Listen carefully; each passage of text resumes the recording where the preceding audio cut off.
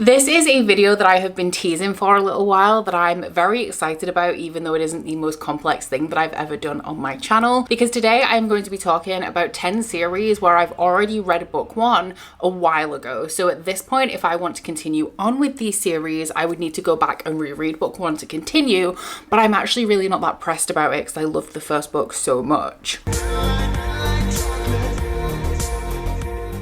So I'm currently at a point in my channel, you guys will know that I'm always saying I need to keep on top of series, I need to stop starting new series, I need to read more sequels. But right now I have kind of accepted that what I'm currently doing is separating the wheat from the chaff. So with things like Shelve It or Scrap It, I'm starting a lot of series, I'm reading a lot of first books in series, but if they're not ones that I want to continue on with, I am unhauling them and then setting the ones that I do actually really enjoy and want to continue on with aside, meaning to get back to them, but never really circling back around to it. So today we are going to be talking about those series. There are 10 in this video. This is actually not all of the series that I could talk about under this topic, but I thought I would give myself a starting list of 10. 10 is ample. 10 would take me a long time to get through anyway, because what I actually plan to do with these is to read one book in all of these series every month. Not all at the same time, not like all 10 series in one month and then the second book in another month. Like one book in one series this month and then the second book in that series next month, and when I finish that series, start a new one until I eventually work my way through this list. Now, that might seem really tedious to you guys because what I could do is just get to the sequel in a timely manner anyway, but honestly, rereading is not a chore to me. I used to reread a lot of books. If there was a new release in my favorite series coming out or a series I was really enjoying, before I picked that up, I would reread all the books that came before it, and I would do that every single year for every release in that series. So when I talk about rereading, I get a lot of comments saying like, oh, book two has a great recap, or you could look up a summary. To me, that doesn't replace rereading, because rereading rekindles the joy and the interest that I had in the series to start off with and builds a better foundation for me to go into book two. And this all originated, this idea actually started from a Patreon pick for my May TBR. So every month I pull a book out of a jar of recommendations from my top tier patrons, and I aim to read that book in the next couple of months. And one of my patrons submitted the sequel to The Shadow of What Was Lost, and I was like, I cannot read that book unless I go back and revisit book one, because I did read this a few years ago. At this point, I couldn't even give you a detailed synopsis on this one, so I'm in no place to just jump into a sequel without rereading this one. I actually thought about all of the books as I was putting this list together, and it doesn't feel like a chore to have to reread them to carry on, because I enjoyed these so much that it's actually like a privilege to be able to go back and reread them to be able to continue on with the rest of the books in the series. So in an ideal world, I'll just chip away at these probably for the next couple of years, and then I'll bring you a new list and I'll continue to do so. And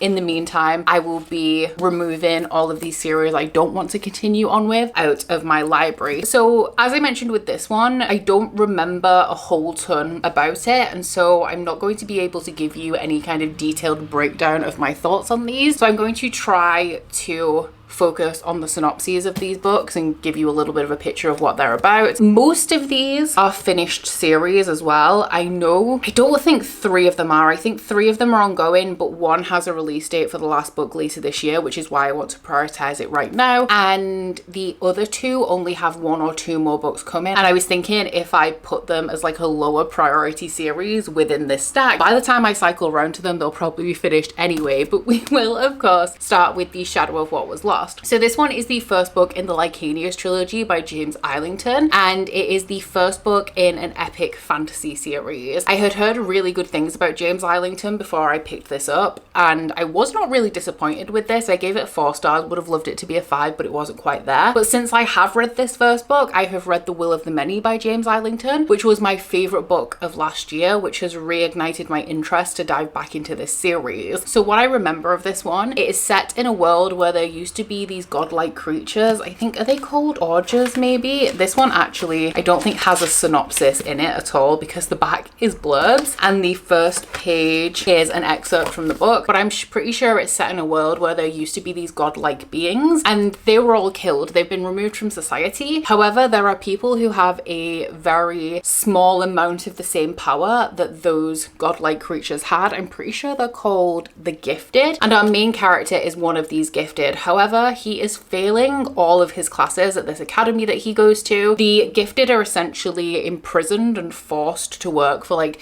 the government or the society. They're not truly given freedom because they do have this ability, but they are forced to undertake these trials and to hone their skills. And our main character isn't very good at manifesting his ability. Like, he's not very good at using it. He's failing all of his classes, and something leads him to believe that his gift is a little bit different from everybody else's. James Arlington, especially in this series, is compared to Brandon Sanderson a lot, and I actually really see that within his world building and his writing and the way that he tells stories, which is probably one of my favorite things about The Shadow of What Was Lost. I do have a couple of duologies in here. The first one is The Sands of Arawaya duology. Honestly, I have never said that title name out loud, so there is a very big chance that I could be wrong on that. But the first book is We Hunt the Flame. This one is a young adult fantasy, but I feel like it's definitely crossover and is a little bit adult as well. And this one, I wouldn't call it strictly a romantasy, but it does have a strong romantic plotline in here. And we are following somebody called Zafra, who is a hunter. This is set in a world where everything has gone a little bit wrong. Magic has gone awry, and places that previously were very hot, very dry, and very sunny are now very wet, and there's like snow, there's rain, and the environment is not built to withstand these environmental pressures because they're not the original environments of the land. So our main character Zafra is the only person who is able to breach this forest that grows in the middle of all these lands, and she hunts there. So when the Sultan finds out about her powers, he hires her, not knowing that she's a woman, to find a powerful magic artifact for him. However, he also sends his son to follow in her footsteps and to kill her when she reaches this artifact. The reason why Zafra goes is because she believes this is the thing that is going to restore the world to how it should be, not knowing of the Sultan's nefarious schemes. One of the ones that is not currently finished, I think there is going to be 2 more books in this series, if I am correct, is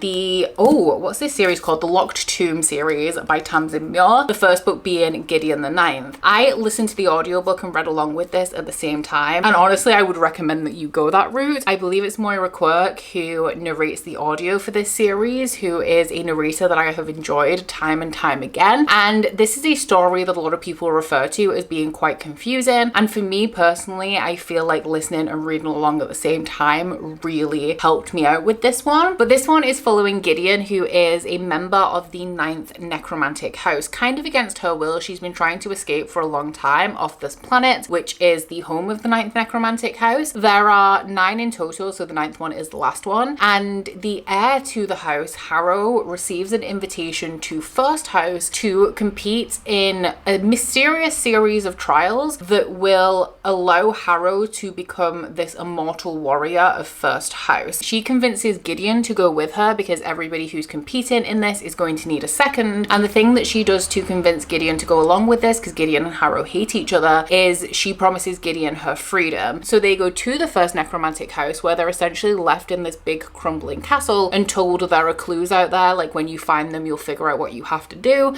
And before they know it, as they're exploring these crumbling ruins, members of the competition start to die one by one. I really loved the tone and the world building in here, as well as the narration and the writing style, and I'm very, very eager to continue. But this is definitely one where I feel like you need to read the books closely together to retain the thread of the story. So I will be definitely waiting until we have more books in this series so I can kind of read them straight through. So at the minute, I think that out of all of the series I'm going to talk about, while this is one of the ones that I want to get into the most, probably one of the ones I'm going to leave until last. A quite recent one that I absolutely fell in love with and does not get nearly enough hype is the Pomegranate Gates by Ariel Kaplan. This one is the only other unfinished series in this video, where I'm not entirely sure when the last book is going to come out. I'm pretty sure it is a trilogy though, and I would be expecting the third book to be released either this year or next year. But this one is a historical fantasy. It is set in an approximation of medieval Spain, specifically set in my favorite time period in historical historical fantasy, which is when Christianity was sweeping through Europe and causing people to have to turn away from their own religions of the cities where they were born and where they live, and also to turn away from the folklore of the world. So this is actually following two Jewish characters who have been told that as Jews, they either need to convert to Christianity or leave the city. So our two main characters, Naphtali and Toba, leave. However, Toba has an affliction where she can speak but she can't shout, and she can walk but she can't run. And while herself and Naphtali are both in this caravan at leaving town, she starts to get waylaid and shepherded out of the caravan by somebody who seems to be trying to abduct her, but there's nothing she can do to signal to anybody that she needs any help. Naphtali sees this and he tries to follow Toba, but before he can catch up to her and help her out, she has disappeared through the Pomegranate Gate into a different dimension, and so Naphtali has to go and find Toba's grandmother, and together those two embark on a mission to bring Toba back from this other realm where she's actually kind of having a grand old time on this like reclusive lord's estate and exploring the world of the jinn. I loved the world and the story of this one. I thought it was so rich and atmospheric, and I'm really excited to dive back into this one. I just need a release date on book 3 so I can read it all back to back. Very similarly actually, because I always recommend this series for fans of the next series I'm going to mention, which is The City of Brass by S.A. Chakraborty. Now I think it is a good 4 years since I read City of Brass. I have all of the books, I really enjoyed it and I really want to continue. I just haven't gotten around to it, and as time goes on it's more and more apparent that I need to reread book 1 to get back into this one. This one actually has been so long that I can't even really tell you the specifics of this story. Okay, so I don't want to give anything away in this one, and I'm not entirely sure at this point what is a spoiler, but this one is set in 18th century Cairo, following our main character Nari, who is a little bit of a charlatan. She pretends to heal people using mystical, magical practices, and one day when she is performing one of her ruses, she accidentally summons a jinn and she has to escort him to the City of Brass, or he's escorting her, I can't remember which way around it is, but they end up going to this ancient jinn city where we follow the perspectives of I think both Nari and the jinn, but also one of the princes or the rulers of the City of Brass as well. Once again, very atmospheric, very lush world building, and quite a shocking ending on this one actually, so I should have got into book 2 a long time ago. The next couple are slightly more recent reads. I think I started these series a couple of years ago. The first one is Belladonna by Adeline Grace. This one is the first book in a young adult gothic series following this girl who, when she was a baby, everyone in her family died. I'm pretty sure it's not just her family as well. I'm pretty sure there was a big party at her house and everyone there died, and since then she's kind of been haunted by death. She has this string of guardians that take custody of her because they know that when she comes of age they will get a portion of her massive inheritance, but every single one of those guardians also dies. So this is essentially our main character's last stop as she is sent to yet another distant family member on this sprawling estate. However, when she arrives, she finds out that the woman that she's actually related to has died of an affliction, and she is left there with her grieving husband and his children, but one of his children actually seems to be coming down with the same affliction that killed her mother. Signa originally thinks that this is just going to be another case of people treating her badly and borderline neglecting her just so they can take a piece of her inheritance. However, she starts to realize that this family are different, and she steps in to try and help them to stop this child dying. I say child, she's like a teenager, she's like 18 or something like that, so she's not actually a child, she's just like a child of the family.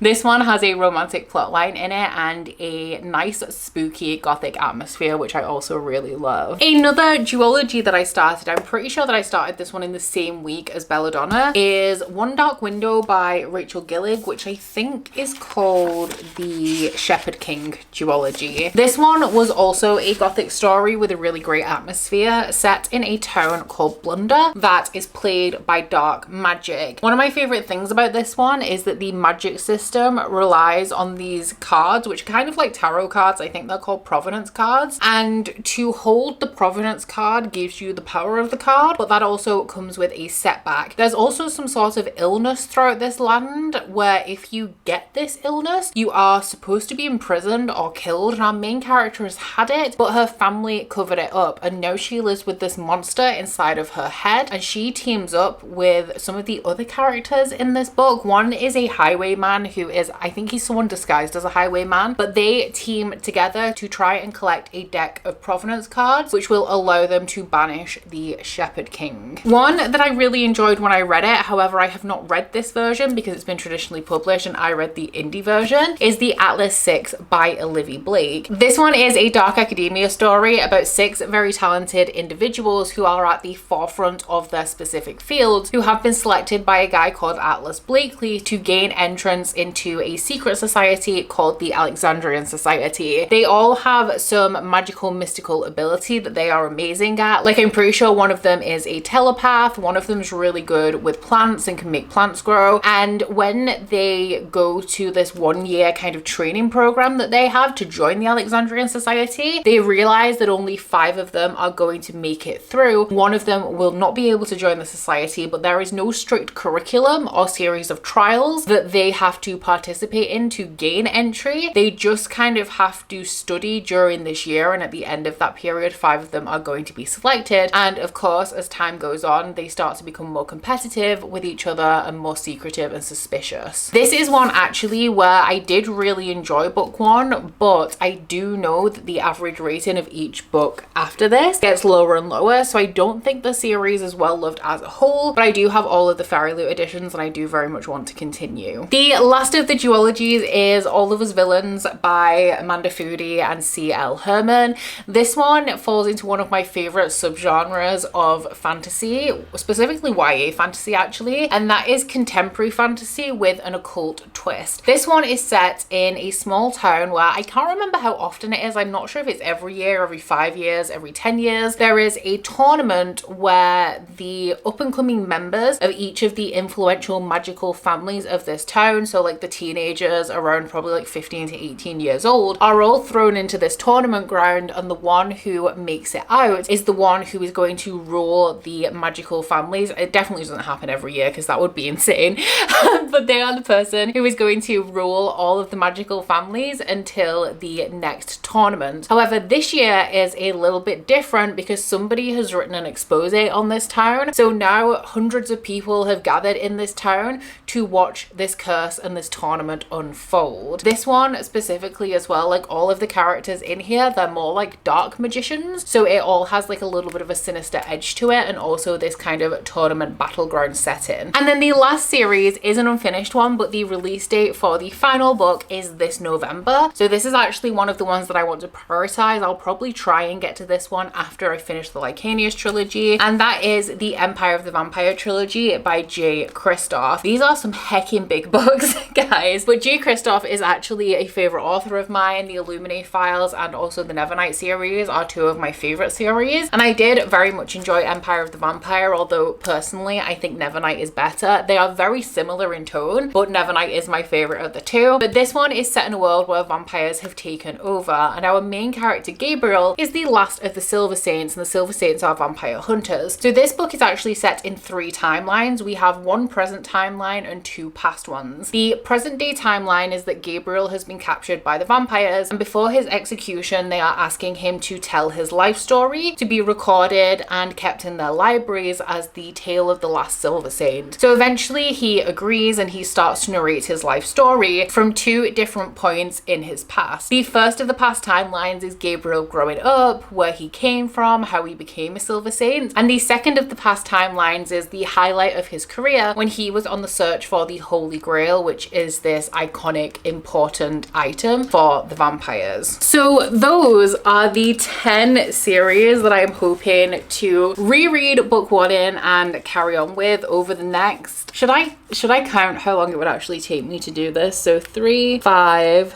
8, 10, 13, 16, I think 21 because I think that's 5 books, 24, oh no, 29 months, so that's 2.5 years. These are 10 series that I'm hoping to read in their entirety over the next 2.5 years. Hey, I've done a read along for 2.5 years before. The Realm of the Elderlings did not read itself, so I'm pretty sure I can do it if I can stay on track. But when the only person holding me accountable is myself, well, that's a different matter, isn't it? Especially when I have a tendency to fall behind, take on too much, and read an overwhelming amount of books for Shelvit or scrap it every single month. My intention with these is to do like a vlog per month featuring a book in each of these series. So for example, the first one will be For the Shadow of What Was Lost. The second one will be An Echo of Things to Come, to keep kind of myself accountable, but to assign a structure to this project to make sure that it's something I prioritize. Whether that happens or not, your guess is as good as mine, but that is my current intention. And I am so excited because I do sample so many first books in series. So it's actually really nice to get a group of 10 series starters in front of me that I've really enjoyed and be really excited about diving back into these worlds to revisit the stories of book one, but also to continue on with the series as well. So down in my comments, let me know if you have read any of these and which ones you prefer, if any of these are your favorites. We have some really popular ones in here as well as some that are a little bit lesser known. If you guys would like to leave me a comment but you don't feel like you have anything to say, leave me a bird emoji, because there's quite a few of those on the cover of The Shadow of What Was Lost. But aside from that, guys, please don't forget to like this video if you liked it and subscribe if you wanna. If you head to my description box, you'll find a link to my Goodreads, my Instagram, and my Patreon if you'd like to follow me on any of those. But that's it from me today, guys. Bye! Oh, you bite your friend like chocolate. You say you're go when nobody knows, with guns hidden under our petticoats. We're never gonna quit it, no, we're never gonna quit it, no.